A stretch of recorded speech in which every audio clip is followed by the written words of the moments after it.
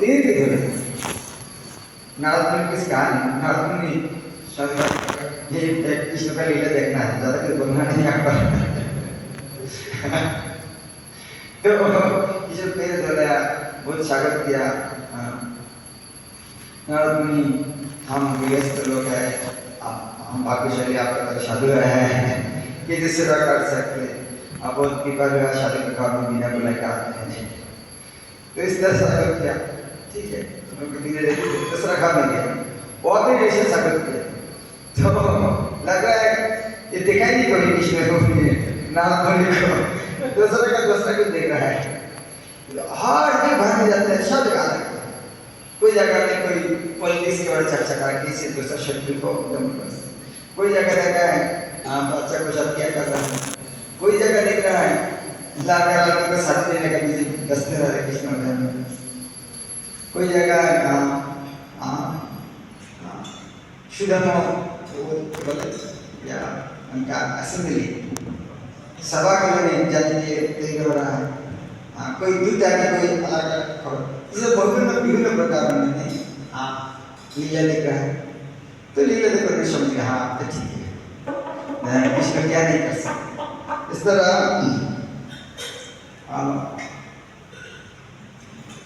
कृष्ण हर घर में रहते हैं और सब सोचते हैं कृष्ण हमको इतना प्रेम करते हैं, कृष्ण किसी को नहीं तो हमारे घर में रहते हैं। एक ये क्या धोखाबाजी है, धोखाबाजी है कृष्ण के साथ भक्त है ही, लेकिन भक्त सोचते हैं मुझको कृष्ण इतना प्रेम करते हैं, किसी को घर में नहीं जाता है, हमारे घर में रहते हैं। और कृष्ण जब दिन में जब सुधर्म सभागृह में जाते थे, तब घर से जब निकल जाते थे, अलग अलग माहौल से कृष्ण निकलते, निकलने के बाद नहीं कर जाते, सब कृष्ण एक साथ हो जाते थे, किसी का नहीं पता चलता कृष्ण कौन सा है।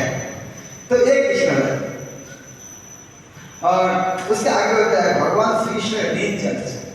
ये तो अलग अलग माहौल है, लेकिन रोज क्या क्या करते, अलग अलग क्या क्या करते। तो भगवान तात्पर्य बहुत सुंदर वर्णन करते हैं।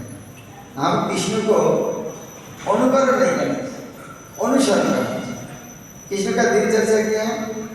दिनचर्या है सुबह उठ जाते थे, कितना उठ जाते थे? हाँ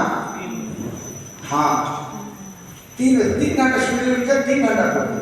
हम सोचते हैं नहीं 1 घंटा 36 मिनट या ब्रह्ममुहूर्त वैसे चलेगा, लेकिन कृष्ण ने कहा या कृष्ण बुक में प्रभात कहा 3 घंटा पढ़ते। तो अलार्म कहाँ मिलता था? मुर्गा मोर जो शब्द करते हैं तो पता चलता नहीं अलार्म बज गया। तो फिर रुक्मिणी और महिषी को कृष्ण को छोड़ना नहीं चाहता, लेकिन कृष्ण क्या बोलेंगे उसको नाराज करना बोलेंगे, एक बार नाराज है लेकिन जीवा देवी बने शुरू उठना है, शुरू प्रातः कर्म करना है कि सुबह उठना है कि हम कृष्ण के जीवन में हैं। शिष्य महात्मा कृष्ण पूर्णमास में पूछा था आपको इतना पूछा का सफलता का कारण है? उन्होंने बोला मैं कोई मंगलाती मिस नहीं करता और एक है किसी को दोष नहीं देता, एक है किसी को दोष नहीं देगा, दूसरा है मंगलता। बस सारे सफलता का राज स्थान। कल एक हमारे भुवनेश्वर दिल्ली से आया, चर्चा करता है, वो बोले महाराज मेरे समझ में नहीं आता है, भक्त लोग बोलते हैं ऑथोरिटी हमारे नाराज है। इस तरह क्यों नाराज है? 2 काम नहीं करेगा, ऑथोरिटी कभी नाराज नहीं होगा। पर मेरा ऑथोरिटी बहुत खुश है, पर मैं कुछ करो नहीं करो, कोई सब ऑथोरिटी बोल दिया भुवनेश्वर जी बोले कुछ बोलना मत करो, क्योंकि मैं 2 काम करता हूँ, एक मॉर्निंग प्रोग्राम कोई मिस नहीं करता हूँ और ऑथोरिटी जो सेवा है दिल से करता हूँ। तो 2 काम करेगा तो ऑथोरिटी नाराज तो बहुत बड़ा कंप्लेन ना हो, ऑथोरिटी नाराज है। तो हर व्यक्ति का कोई सफलता का राज है। उन्होंने चलो मेरा जीवन का 2 लक्ष्य, एक है मॉर्निंग प्रोग्राम ठीक से करना और फिर जो बोलेगा ठीक से, तो बात क्या है शादी तो अलग अलग औरतों का अलग अलग। तो यह हमें कृष्ण ने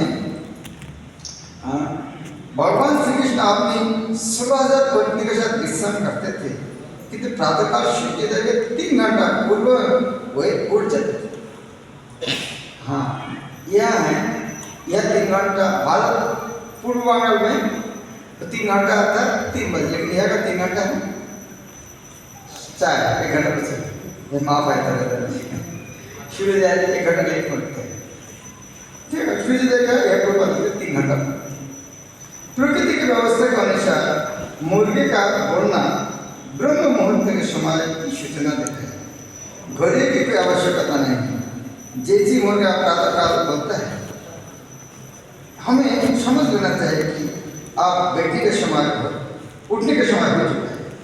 उस ध्वनि को सुनकर श्री कृष्ण शय्या से उठ जाते थे, परंतु उनका प्रातः उठना उनकी पत्नियों का कोई रुचिकर नहीं था। श्री कृष्ण की पत्नियां उनमें इतनी आसक्त थी कि शैया में वो श्री कृष्ण का आलिंगन किया रहती, परंतु जैसे मुर्गे बोलते तो श्री कृष्ण की पत्नियां उदास हो जाती एवं मुर्गे की ध्वनि की निंदा करती। प्रत्येक राजमहल के उद्यान में पारिजात पुष्प लगे हुए थे, पारिजात कोई कृत्रिम पुष्प नहीं। तो हमें याद है बहुत कहाँ से लेकर आए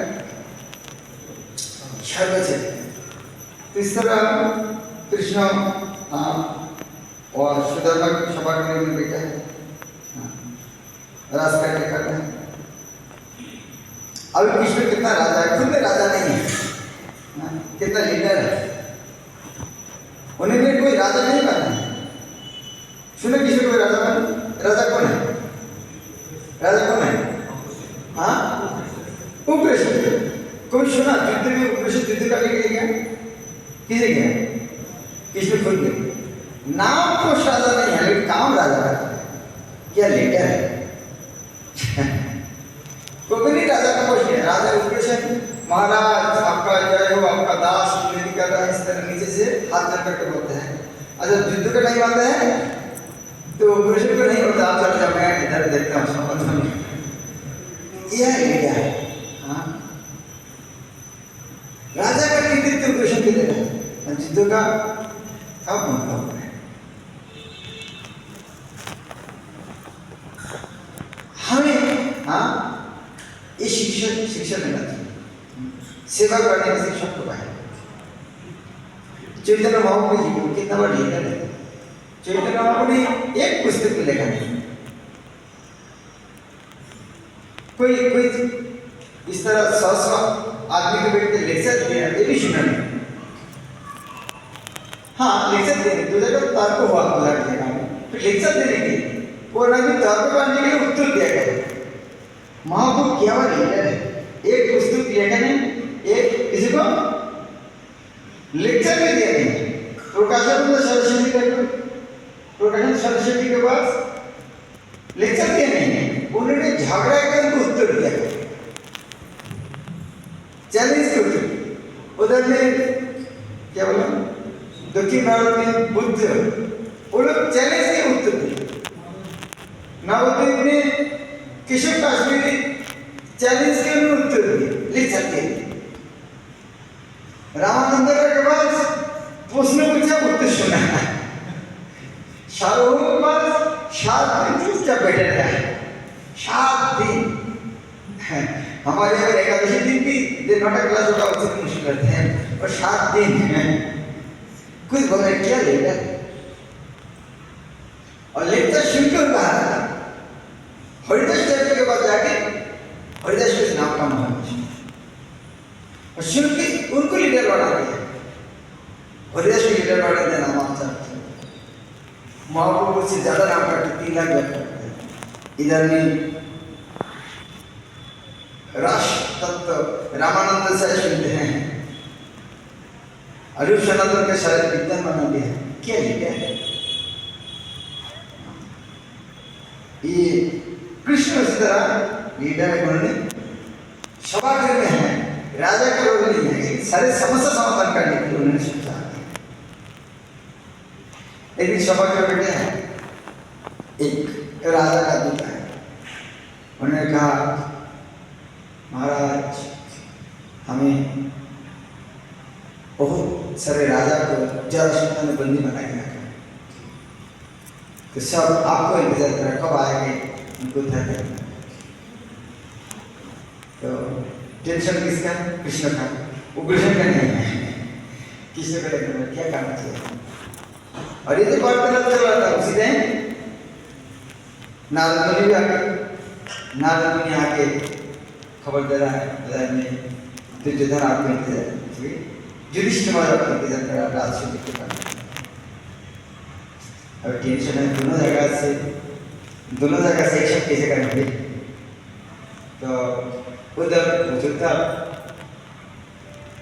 क्या करना चाहिए, थोड़ा मंत्रणा दो। अभी ये राजा को भी धर्म करना चाहिए, युधिष्ठिर महाराज बोला रहे धर्म भी जाना चाहिए, क्या करना चाहिए। तो उद्धव जी ने कहा, उद्धव जी को बुद्धिमान, उद्धव जी कहता है मेरा लग रहा है आपको युधिष्ठिर महाराज को धर्म जाना चाहिए कि वो राजसूय को जब करेगा सबको सारे राजा को हराना पड़ेगा, तब तो दीदी राजसूय जब पाने को पहले आप जरासंध को हराना पड़ेगा, तो एक कदम धोखा मारेगा। बहुत अच्छा। और जरासंध को चैलेंज देगा तो हार नहीं सकते। उनको पूरा बुद्धि ने मंत्रणा ने बुद्धि ने दिया, आप एक कर सकते हैं। उनका 1000 हाथी के शक्ति उनका कोई एक नहीं हरा सकता। और दूसरा एक व्यक्ति है वो भीम है उनका, तो एक और उसको हरा सकता। और जरासंध का एक गुण है, ब्राह्मण का बहुत प्रेम करता है, जो भी ब्राह्मण का तो भीम को भीमसेन को ब्राह्मण का वेश बेचना चाहिए, उसे युद्धों का भी मांगना चाहिए और आपको सामने रहना चाहिए। तो पूरा उपदेश सजेशन उद्धव ने दिया, तो तब इसे हरा सकता। तो आगे भी उठ गया, रेडी हो गया, सारे